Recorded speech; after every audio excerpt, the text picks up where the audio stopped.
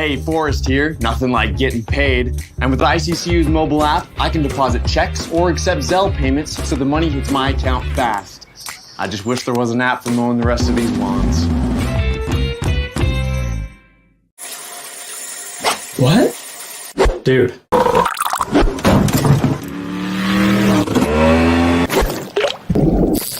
Fish on. When I want Boise State to win, I trust Coach Rice to lead the Broncos to victory. And when I want the best painting and garage floor coating, I trust rowpaint.com to get that job done right. We don't need gimmicks like giant checks and mascots to promote this year's football contest because we're giving away even more money than we did last year. $16 million in guaranteed prizes to be exact. There's 2 ways to win and no rake. Players in Circa Millions make 5 picks against the spread each week with quarterly and full season payouts. Circa Survivor entries select 1 team each week with no point spread. Last the longest to win it all. Visit circasports.com for details.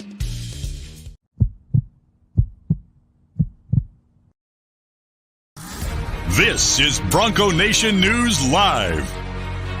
The best interviews, the most informed opinions, the latest breaking news, all from the top Boise State insiders.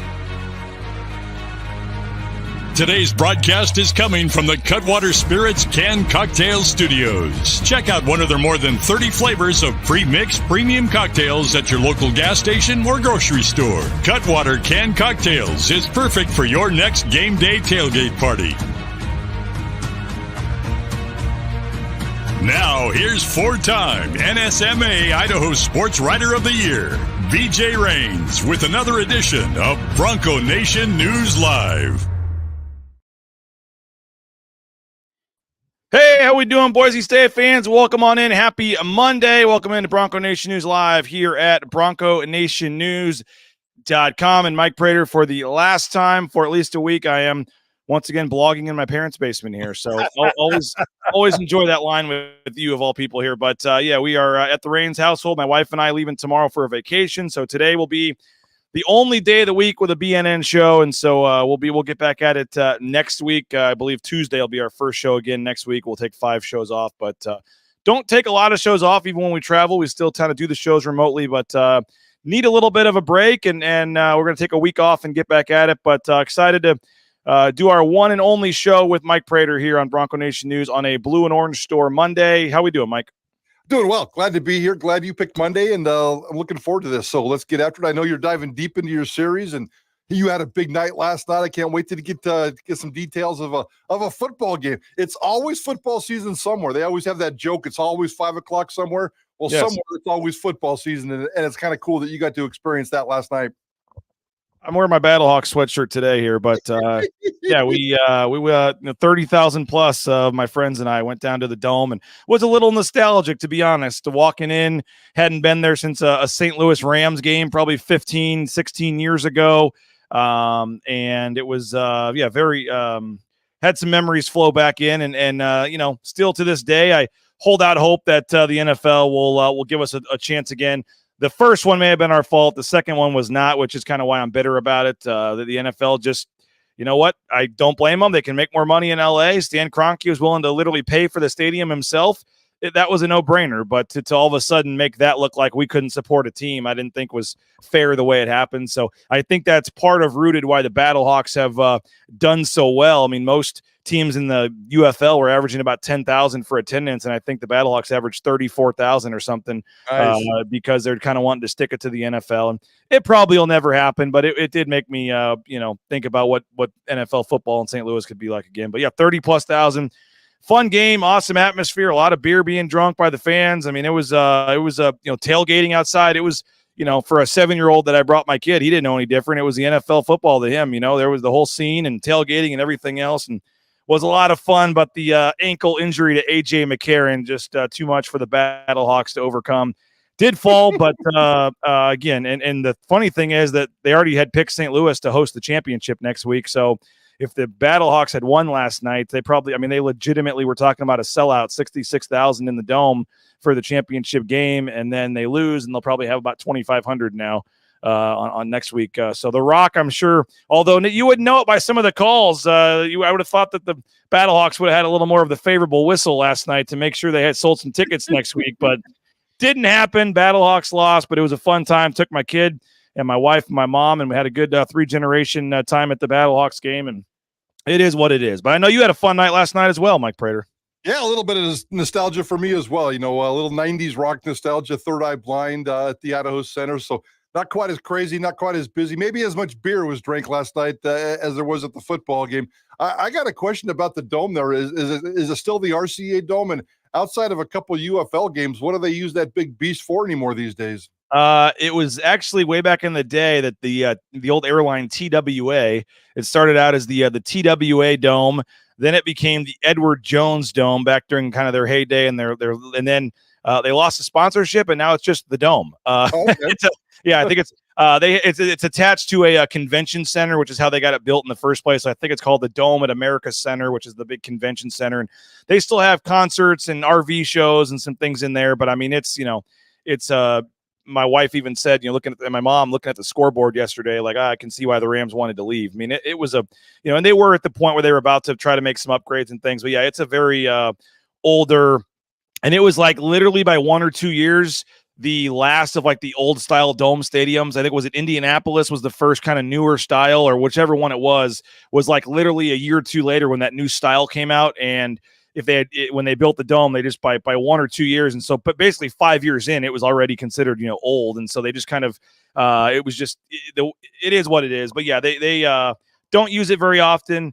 But I'll tell you what, man, you mentioned it being football in June. I mean, it was football in June. If you're a football fan and you like I said to tailgate and hang out, and I know people aren't like diehard invested like the NFL, and people want to joke, oh, it's minor league football, but it was a football game with 30,000 people, and it was fun to cheer and yell at the refs and blame the offensive coordinator for bad calls on 4th down. And it was just a fun time. And I hope it, at least hangs on in other cities. And like I said, I hope the NFL eventually gives St. Louis another shot, because we definitely can support it. That was the worst part, is they had to write this letter, just bagging on our city so they could get the other owners to approve this legally or whatever, and just why we couldn't. They had to prove why we weren't an NFL town, and we could go a whole 45 minutes on Stan Kroenke here. I won't. Yes, you could. Yes, you could. I'll save you that. The whole process, the relocation process, was rigged, and so it stinks. And so yeah, that's why I I would say joking, not jokingly, but just in good-natured fun, support the Battlehawks here, a team that wants to be here, and it was a fun time. Like I said, it was football in June. Does it really matter? What else matters? And there's some decent players. The AJ McCarron was the Battlehawks quarterback, won the 2 titles at Alabama, and they've got some decent players in the league. There's a couple Boise State guys in the UFL. So yes, had a lot of fun. It was nostalgic. Even like the 400 level around the top, the big signs that say section 430, 432, whatever, are still blue and gold in the Rams colors. But everything else, they've taken down all their banners, any other references to the Rams. It's all Battlehawk stuff that's up there. So I mean, it's pretty cool. But yeah, it was definitely sad thinking about that, and seeing the dome is as decrepit and old now as it is. But it gets used occasionally. There's still the NFL had to pay the city of St. Louis, like over $750 million in the settlement, when they basically admitted that they, shouldn't have been allowed to do that. So I wish it would have gone to trial. I wanted to see Jerry Jones and Roger Goodell up there on trial and Stan Kroenke, but they settled. But the city did get a nice chunk of change they're going to use to upgrade some things and redo part of the dome, I guess, to get some bigger concerts and things as part of it. But it is what it is. But yeah, football in June was great. Concert outdoors, looked like great weather last night. That would have been fun as well.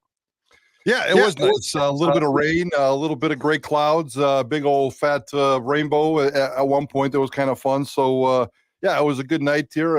Probably one of the last few nights before we dive into about 100-degree weather. So the Midwest heat, not the humidity, but the Midwest heat is certainly on its way to Boise this week. And it's going to get summer really fast. So I can't wait for that to happen. But yeah, last night, it was kind of cool in the rain and a little bit of cloud cover. So it was a nice night, beautiful night in the Treasure Valley. Now, I know we're just kind of hodgepodging here. We are going to talk Andrew Simpson in a second, but while we're completely off topic, I know you have a Leon Rice story to share. Oh, we're going to dive right into that Leon Rice story, huh? Yeah, it's not that big a deal. It's kind of funny, though, because you know how Leon and I have this love-hate relationship. And I'm kind of minding my own business the other day, And I get a text message from Leon out of the blue, which is, I don't know if that's ever happened. You and Leon probably text all the time, but I think I've texted Leon once in my entire life, and he certainly has never texted me. So I'm minding my business the other day, and Leon sends me this text, and it's a picture of two old guys, and it says, Victor is in town. He and Allie are talking about how Victor shot you in the knee. And, I love to tell the story about, 5, 6, 7, 8 years ago, Leon Rice just casually mentioned that he once got shot in the knee when he was a kid growing up in central Washington. And I've told that story about 1,000 times, and he knows it's one of my all-time favorite stories. So he sends me this text message, and it says, I know you love this story. Here is the proof. And Leon responds back to his buddies that says, yeah, that's a true story. And then he made me walk home, and my mom didn't even take me to the hospital. She cut it out herself, which I knew that part. So he sends me that stuff, and I said, I love that, Coach. I do love the story. Nothing better than childhood shenanigans. And he responds back with a couple of funny emojis, which Coach Rice likes emojis, apparently. And I said, yes, sir. Growing up in small town America before the internet. And I go, Twin Falls, Idaho in the 1970s, cow pie croquet. You guys can figure that one out. I talked about that story on Idaho Sports Talk a lot. And then my favorite thing to do as a kid in Twin Falls was laying in the fields waiting for the crop duster to fly over and spray us with crop dusting juice. And I thought to myself, and I said to Leon, I said, that probably explains a lot to you right now, doesn't it? And he said, LMAO. You guys know what that means. He goes, ours was chasing the mosquito man. And I go, what the hell's the mosquito man? So he sends me this text. A mosquito truck used to drive through the neighborhood spraying probably DDT. And we would be playing baseball. And as soon as we heard the mosquito truck, we would drop our mitts, jump on our bicycles, and chase it from behind to see if we could get caught in the fog behind the truck. Now that explains a lot. And I said, holy crap, that's a good one. I miss those days. And the conversation ended. Imagine this. A conversation between Prater and Leon Rice, and it ended, and I got the proof, it ended with a heart emoji. Leon Rice sent me a heart emoji, and we're now truly in love with each other. So Leon Rice are sharing heart emojis, and we're sharing stories about childhood shenanigans. Leon Rice chasing the fog of a mosquito truck? Are you kidding me? I want to know what state he was in to have him sit there and text. He must have been really bored that night. I don't know. That's what I was saying. I've never in my life gotten a text from Sorry, Leon honey, I'll be there. Sorry, honey, I'll be there in a minute. I'm texting with Prater. Oh, it's just funny because we literally, when we were kids, we would lay in the fields because we lived out in the country, and crop dusters would crop dust adjoining fields to our house. And so we would go out and lay on the edge of those fields and wait for the plane crop dusters to come fly over and then fly up, and then that mist would float into our faces. And I'm sure that explains a lot. And then Leon Rice, the knucklehead that he is, chasing mosquito spray. Not a lot of smart guys growing up in the 60s and 70s and 80s. And thank God we're more PC these days, right? Not a lot of fun, but a lot more PC. I smell a positive Leon Rice column coming now. I don't know.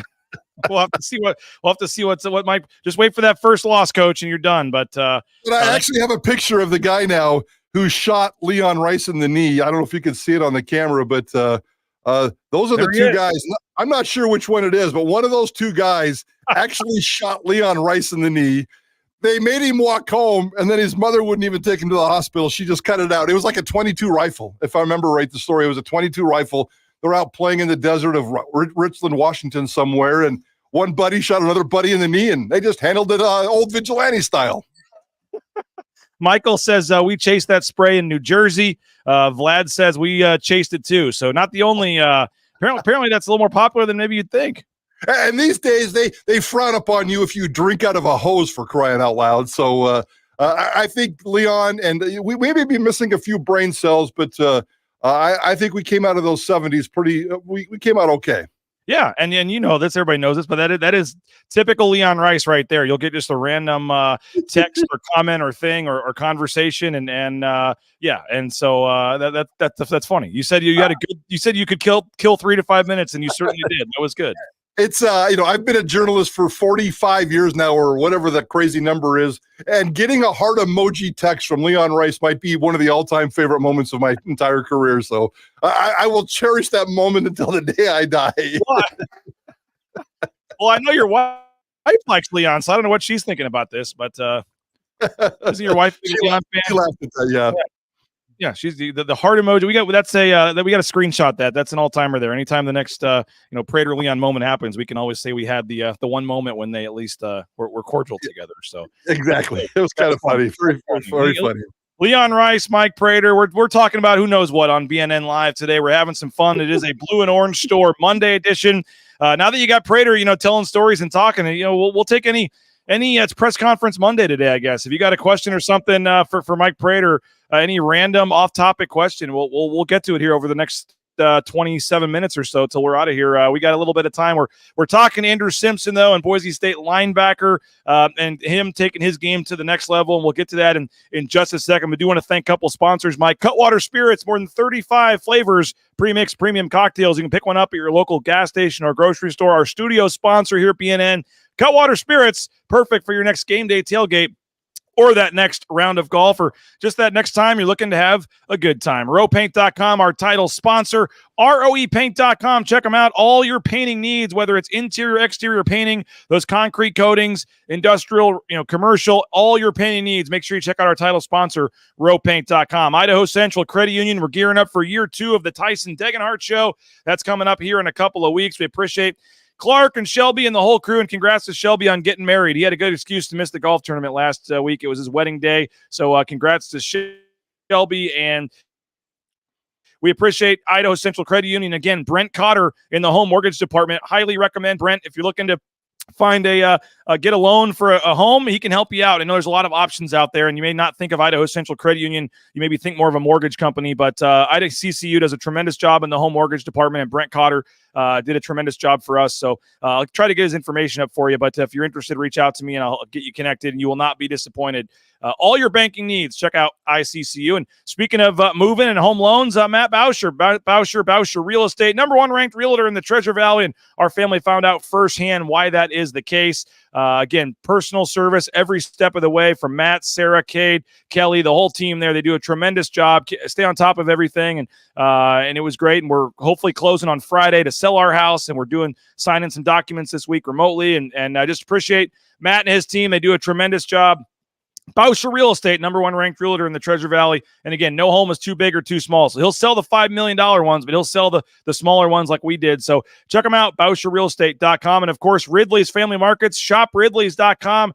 14 locations across the state of Idaho. Make sure you check them out, ShopRidleys.com. If you download that Skip app, you get up to 40% off at the checkout line there. And again, they've got some of the Ace Hardwares. They even have an Arctic Circle, I think, down in Nevada. So a lot of businesses. Check them out, ShopRidleys.com. And we appreciate Ridley's Family Markets for their support of BNN. All right, we got all kinds of comments and things coming in. Do you want to stay off topic, or should we get into Andrew Simpson here? Let's get weird. It's a Monday in the middle of the offseason. I don't know if I've ever heard this, but Skyship is wanting to know if there's a story behind Forrest for the middle name there. He likes it. Yeah, there is a good story behind that. My great-great-grandfather was Forrest Prater. My great-great-grandfather was the sheriff of Twin Falls County from 1927 to 1937. He did a 10-year shift. You can walk into the Twin Falls County Courthouse, those old pictures of the old black and whites. He's got his cowboy hat on, and his name was Forrest Prater. And my dad absolutely worshipped his grandfather. So my great-great-grandfather was Forrest Prater.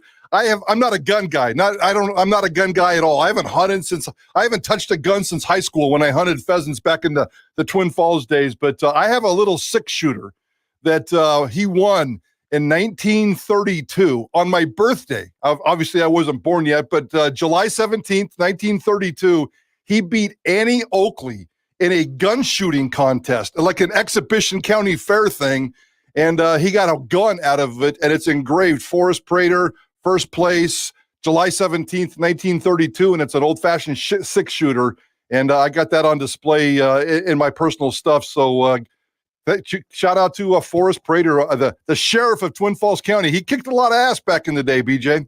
That's awesome. That is a cool story. I like that name, Forrest Prater. That's awesome. I'm named Robert after my dad, and my middle name is Jack, which is how you get BJ. But Jack was named after my grandpa, Jack Tippett, as well. So I have my dad and grandpa name, and we kept that alive with my oldest son Naismith. His middle name is Jack, also in honor of my grandpa. So pretty cool.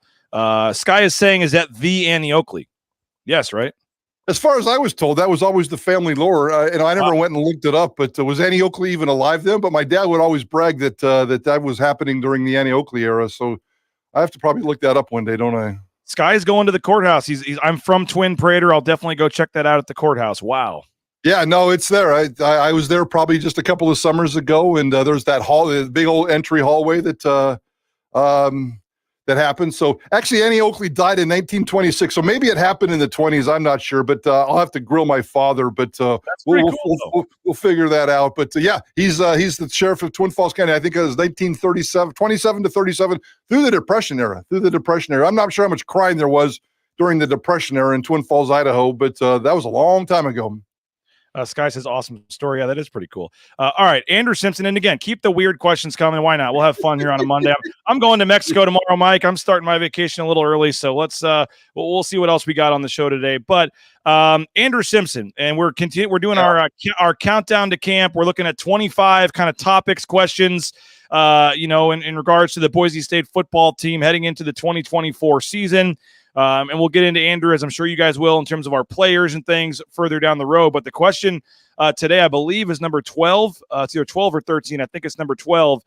Is Andrew Simpson ready to become elite? And I guess I have to explain kind of the question here, because you look at what he did last year, all the tackles for loss. Obviously had a heck of a year last year, 16 tackles for loss, had 6.5 sacks, was third on the team with 66 tackles. But it was basically a breakout season for Andrew Simpson. You look at what he had done the year before, only 29 tackles. Really obviously stepped up. Also had 2 interceptions last year, by the way.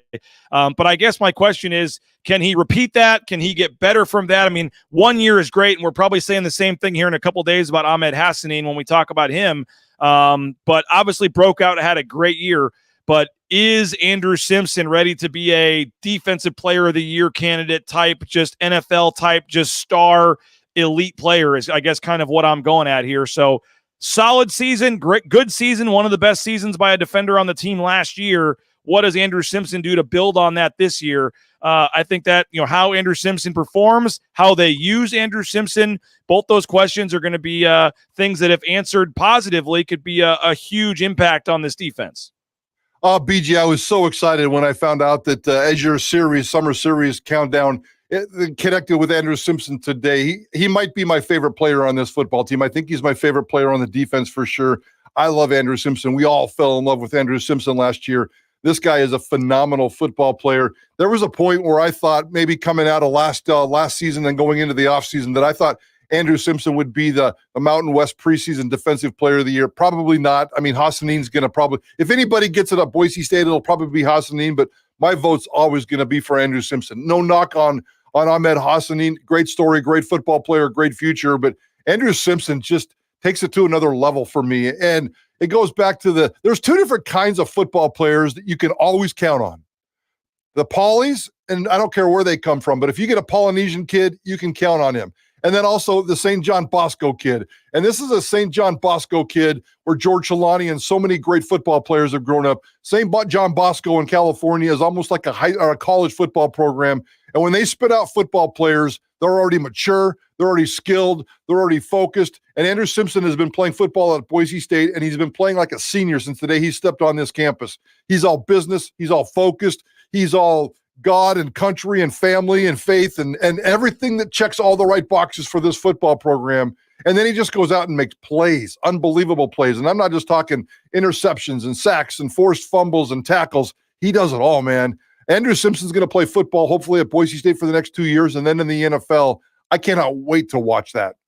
What did you make of the jump he made last year? And again, the 16 tackles for loss, the 6.5 sacks from the linebacker position. You know, he proved to really be their best guy at rushing the passer and getting in the backfield with the 16 tackles for loss. What do you make? I mean, we've talked a lot about Boise State needing to find somebody to complement Ahmed Hassanin when it comes to the pass rushing. How much more do you think they play him down on the line of scrimmage, or does he get some time maybe as an edge rusher in some packages? How do you look at how they can utilize him that best suits his skill set? Because 16 tackles for loss is a big deal. A huge deal. And I would take the initials and the position away from him. You know, You like to talk about Leon Rice playing positionless basketball, and maybe this is a particular case. Don't even give him a position. I mean, technically, he plays the weak side linebacker, but I've always been told, and maybe I'm wrong because I'm not the great scientist of X's and O's when it comes to football, but I've always been told that Boise State, the weak side linebacker, is in charge of coverage. That essentially means pass coverage, everything behind you, everything right to next to you and behind you. The middle linebacker is more in charge of the front. Make sure your responsibility is the run and making sure everybody stays in front of you. Andrew Simpson did both last year. And not only did they put him in positions to go right or left or front or back or roaming him around, I think they just put him in positions to succeed, and he came through. So I fully expect some of that this year, moving around to the right, moving around to the left, especially if Marco Notriani can get healthy. We all know that Jake Ripp emerged in spring camp, and Jake Ripp, to me, is kind of the outlier here. He's the wild card, the third guy in a two-person race. So they could very well have three dominant linebackers. Andrew Simpson's not going anywhere. Marco Notriani, depending on how healthy he is, we'll see how that shakes out. And then here comes Ripp playing a great complementary. I would just move Simpson anywhere and everywhere, close to the football, and let him chase footballs. Let him chase skill players, quarterbacks, running backs, wide receivers. I think this guy could do it all. And again, 6 foot, 240. You mentioned coming from St. John Bosco High there. He's originally from Norwalk, California. And again, he is a redshirt junior this year. So theoretically, his freshman redshirt season 2021, we mentioned 2022 came in, and then last year. And again, someone brought it up in the chat. One of his interceptions last year came with a cast on. Yes. And he, just continued to get better. And like I said, really emerged as a star last year. But again, it's a little different, as you know, Mike, which I think Ahmed Hassani is going to face the same problem. You're a little more higher up on the opposing team's scouting report, so to speak, when you've done it for a year or so. And so how they game plan and how he has to actually deal with, linemen and blockers that are keyed in on him now, I think is certainly going to be something that he's going to have to focus on. But what do you think of his future? And he's a guy that, again, potentially has 2 years left, and now he's, got the NIL deal with Lithia Ford. He's driving literally a Bronco around town now. Shout out Jim Sturk and them. He's getting some NIL deals. He's got a vehicle. He's starting to become one of the more faces of the team here. I guess we'll get to his pro future in a second, but just the stardom, I guess, that comes with now him being one of the leaders, key players, veterans on this team. How do you see him? And again, we don't know these guys. We're not hanging out with them. We get to talk to him for a 10-minute interview, and that's pretty much it. He was at the happy hour event that we had last week at Stein Distributing. What do you just make of what you know of Andrew Simpson being a guy that's ready to kind of step into the spotlight a little more when it comes to being that elite player, but now have the off the field stuff that comes with it? Dependable, 100% dependable on the football field and off the football field. Look at his numbers. I believe Boise State's played 28 football games the last 2 seasons. He's played in all 28 of those football games. This guy is dependable on the football field. He's always available, and off the football field, the last guy. And you can say this about a lot of guys on Spencer Danielson's staff, but he's the last guy that I would ever pick in terms of ever getting in trouble. You're right. We don't know these guys that well, and nothing would ever surprise me anymore. But I'm going to go ahead and put him on the good guy list, and a guy that you don't ever have to worry about. Now, I'm going to go back to Ahmed Hassani a little bit. Ahmed Hassani, back to your point, is absolutely a target, is absolutely in a spotlight, is absolutely going to get double teamed every single time. I can't wait to see what Ahmed Hassani does with that kind of a challenge. I'm kind of 60-40 in terms of he's going to be successful. He's going to be successful no matter what, but can he get better? Can he get bigger, stronger, faster? Can he make more of an impact than he did last year? And I'm not so sure the answer to that is yes. I can't wait to see him if he can get double-digit sacks and do some of the things that he's done with the attention that's coming at him. I'm very curious about that. Andrew Simpson, for some other reason, for some weird reason, and maybe it's just me, I don't worry about that. He's going to get a little bit more attention. I don't know if he's going to get as much as Ahmed Hassani. I think Andrew Simpson is just going to slay it and knock it out of the park and do everything that he possibly can. I think we're going to see the kind of season this year from Andrew Simpson that we saw from Ahmed Hassani last year. I mean, we're talking major headlines, major breakout, major production. Even though he's been really good in the past, I think we're going to see him take it to another level this year.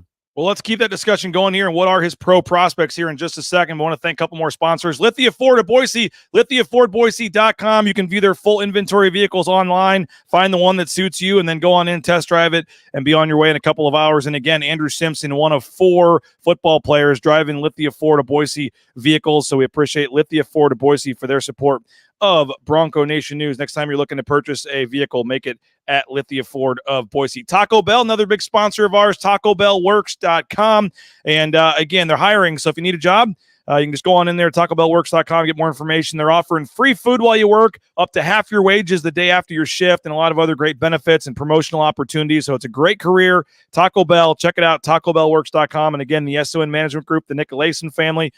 We appreciate their support of Bronco Nation News, and great food. Looking for lunch, looking for dinner. It's kind of become a Friday night thing in the Rains household before we go to flag football or baseball to go to Taco Bell and load up on some cheesy roll-ups and some of their new slushies and things. So check them out, TacoBellWorks.com. The Blue and Orange Store, Mike Prater and I looking to do a remote here in the next couple of weeks out at Capitol 11 with Travis Hawks and company. This is a Blue and Orange Store Monday edition. Was out there last week buying some things for the golf tournament, and man, if you're a Boise State fan, it really is heaven walking into that store. The jerseys, the sweatshirts, the jackets, the wall of caps they have for Boise State fans. I mean, it's like nothing I've ever seen. So they have the logo golf balls, all kinds of stuff for your man cave, the signs, banners, flags. TheBlueandOrangeStore.com. If you're not in the area, you can get free shipping, any order over $40. But if you are in the Boise area, just go to the Boise Town Square Mall, the second floor next to Pro Image. I know there's some other places around town that sell Boise State gear, but the biggest, the best selection is at the Blue and Orange Store. And if you're looking for a job, again, the trucking industry, I know nobody maybe thinks of that, or it's not thought to be a very popular one, but it's booming right now. And if you're looking for an independent kind of job where you can get out on your own on the open road, the trucking industry is a perfect one for you. And Transportation Compliance Service, a national company a worldwide company based right here in the Treasure Valley. Big BSU fans. So check them out. TCS, Transportation Compliance Service, all your permits and things you need to get out there towing that first load in no time. Check them out at transcomservice.com. And Mike Prater, another spot we're trying to get for a broadcast. I know anytime I can offer Mike Prater a free meal, he is there for a remote broadcast. That's all it takes. LeanFeastMeridian.com. Healthy eating. Lean Feast Meridian is a large reason why you've seen Mike Burns really slim down and trim up, and they're feeding the football team weekly. They're feeding the basketball team. I mean, we're standing there waiting for interviews after practice, and they're all walking out with nice smelling, delicious Lean Feast meals there like once a week. So LeanFeastMeridian.com, right there on Eagle Road near U-Stick Road, ironically right next to the Five Guys there. But check them out, LeanFeastMeridian.com. Healthy eating. It's fully customizable. It's not those frozen meals that you get sent. It's all fresh, and then you just pop it in the microwave for about 2 minutes. And now, Mike Prater, we have tested it. We have done it, and it's an easy process. They deliver anywhere in the Treasure Valley. So there's literally no excuse now to not eat healthy, and I'm sure there'll be some meals showing up there at the KTIK studios for Mike Prater in no time. LeanFeastMeridian.com. Check them out. Healthy eating at a very affordable price, and it is delicious, and I highly recommend it. And we appreciate Dave and company there at Lean Feast. All right, the NFL draft, the NFL, Andrew Simpson. I mean, what is Andrew Simpson a guy in the next 2 years that's an NFL draft pick? Is he a mini camp hopeful? I mean, what do you see as Andrew Simpson's pro prospects? And if he has another year the same or better than last year, are we talking about him maybe not playing his final season of college? I mean, what are we thinking Andrew Simpson and the next level?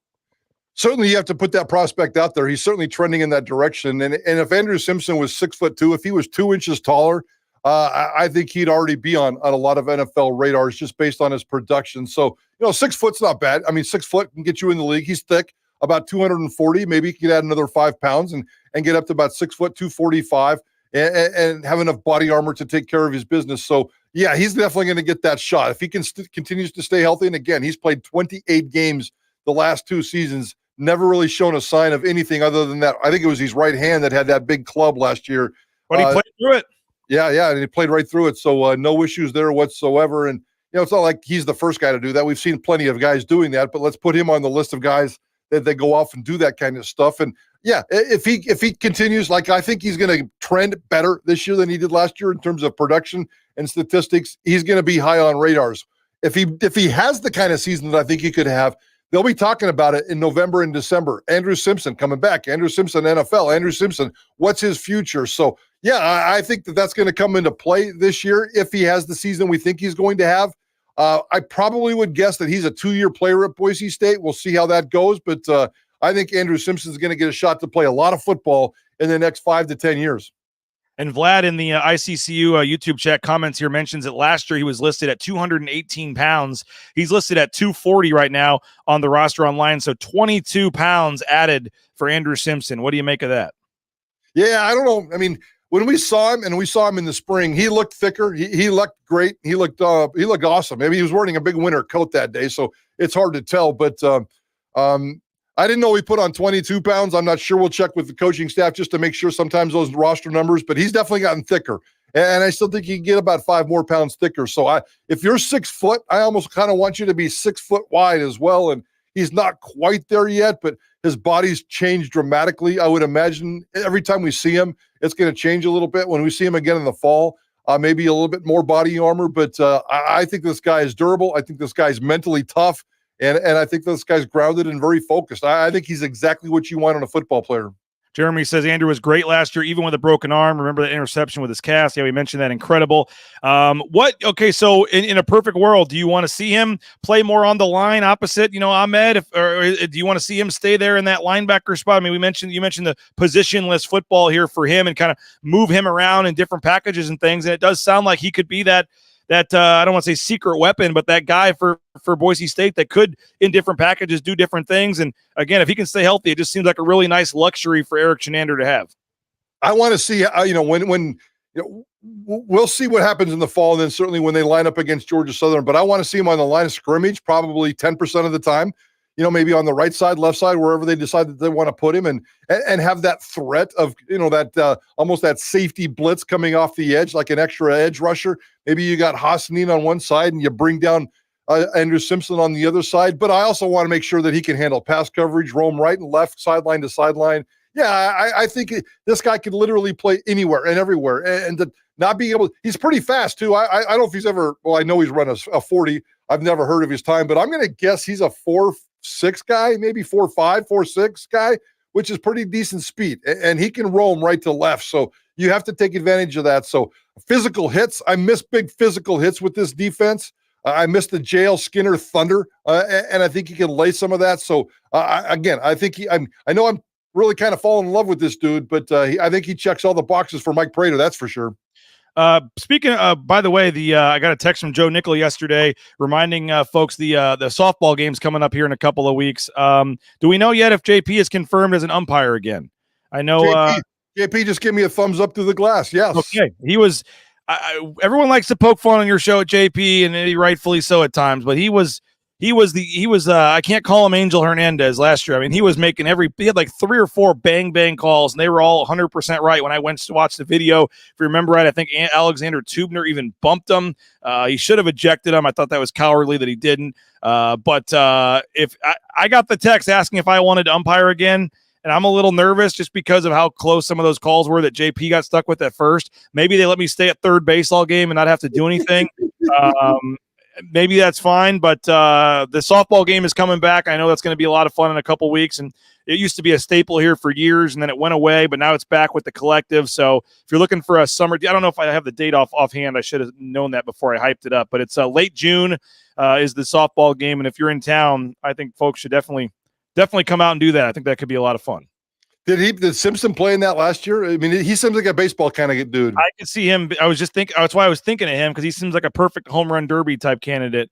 I don't know. We'll have to check on that. But we're talking to Joe about doing some things with BNN and the game also maybe. So, by the way, Jeremy says Leighton Vander Esch should come back as a linebacker coach now that he's retired. I wouldn't put that past him in the future at some point, but I mean, he's got plenty of money and a family, and I believe he's still cashing the NFL disability check this year. I don't know what the details are with that because of the neck injury forced him to retire. So I don't think he can work for a certain number of time on that, but always hoping that things are going good with Leighton. Somebody was asking about Andrew being 100% healthy. We assume he's going to be 100% healthy for fall camp, right? Yeah, I don't think there was any issues in the spring, were there? No. Yeah, I don't remember any issues with him in the spring. He says, are the other linebackers healthy? I know Notriani is the big question mark there. Notriani did not look well in the spring. And I'll just flat out say that. I thought the way he walked sometimes, I thought he was very gingerish. He was never expected to be involved with the spring. I don't even know what his injury is. It seems like it's a lower body one, but I shouldn't even speculate on that. So hopefully he can get healthy. I know they're expecting Marco Notriani to get healthy. I also know that Jake Ripp is an absolute beast, and they loved what he did. Yeah. And they can mix and match some of those linebackers there. So, Chase Martin has always kind of backed up Simpson, and here comes Rip behind Notriani. We'll see how that plays out. At one point, I'd love to see, if they're all healthy, get Rip, Notriani in the linebacker spot, and then bring Andrew Simpson up along an edge opposite of Ahmed Hassanin. And I think that'd be kind of a fun formation to look at. Yeah, they have a couple of years ago, they had the cheetah package. They would bring Curtis Weaver in off the edge and some other guys. And I think Andrew Simpson could be a part of a package like that at some point. So, I think Andrew Simpson has a chance to, as I said, he was a star last year. He was elite last year. So the question was not meant to disrespect what he did last year. But I think that to take that next level from, all right, solid breakout season to player of the year type numbers, NFL caliber numbers, that's a hard jump to make that next year. And especially when, as we've talked about, when the other teams are now focused on you a little bit. But if you can get those kind of years again from Simpson, I mean, right now, would you take Andrew Simpson's year last year, 16 tackles for loss, 6 sacks? Would you take that again from him next year? Yeah, 2 interceptions, 2 forced fumbles, 2 fumble recoveries. I mean, he had one of the more complete defensive stat lines in all of the Mountain West Conference. So absolutely. Do I expect him to be better? Maybe a little bit more tackle production. Although if he had 66 tackles and only 24 of them were assists, that means what, 42 solo tackles. That's a lot of tackles, man. And I'm not sure you can duplicate that, but his production as a tackle machine is spectacular. So yeah, just play for the one number that I want him to match is the 14. The 14 games played, and if he could be available he's absolutely going to hit these stat lines and be as productive as he possibly can. Absolutely. And I know this is a question for, I don't know if it'll be you or Johnny or Jay here. And then, as we get to continue the countdown, who will be Boise State's leading tackler? And I know that usually is obviously somebody in the secondary, just the way it works out. Solo tackles obviously is a different thing. But with that said, I was looking at the stats this morning, doing some of the research for the show, and realized, Simpson was 3rd, which was a little higher than I probably would have guessed initially. Just off the bat, I would have probably guessed, 5th or 6th, but he was 3rd. But there's a lot of guys on that tackle list that are coming back next year. I know it's a discussion for another day, but Tubner, Oladipo, Simpson, Robinson, you got your first 4 back. Obviously, Jalen Clark is gone, but then you have Hassanin, Notriani. You do lose Schramm, but then you got Benefield, Washington, McCoy, Virgin, Newton, Gums, Canijo. I mean, you got to go down pretty far to Dimitri Washington. I mean, that's 1, 2, 3, 4, 5, 6, 7, 8, 9, 10, 11, 12, 13, 14, 15. 13 of your top 15 tacklers from last year are back. Wow. 13 of 15. So, again, that is one of our questions. Who's the leading tackler going to be? But just in general, this defense, the stats say it, man. They're bringing a lot back. Alexander Tubner is going to lead the team in tackles again, just based on the fact that they love him and they put him in those kinds of positions. Let's see if come on, you can't give that out now. Well, I'll just throw that out there real quick. And his pass coverage is something else to be desired, but we'll talk about that later on. I know you got that coming up on your system. Andrew Simpson's going to pass Oladipo as number 2, so they're going to finish with Tubner and Simpson as tackles 1 and 2 this year. And I don't know where Oladipo will fit in, but I feel pretty comfortable saying 1 and 2 is going to lock themselves in. You guys had a great interview last week with Jeremiah Dickey in studio. Folks can go back and watch that on the YouTube channel or the social media channels, or download the podcast of that show. Some great insight on the Notre Dame game, also on the North End Zone project. I know it's Monday and you haven't had your meeting yet, but any clue yet on today's show or this week, or anything folks can look forward to?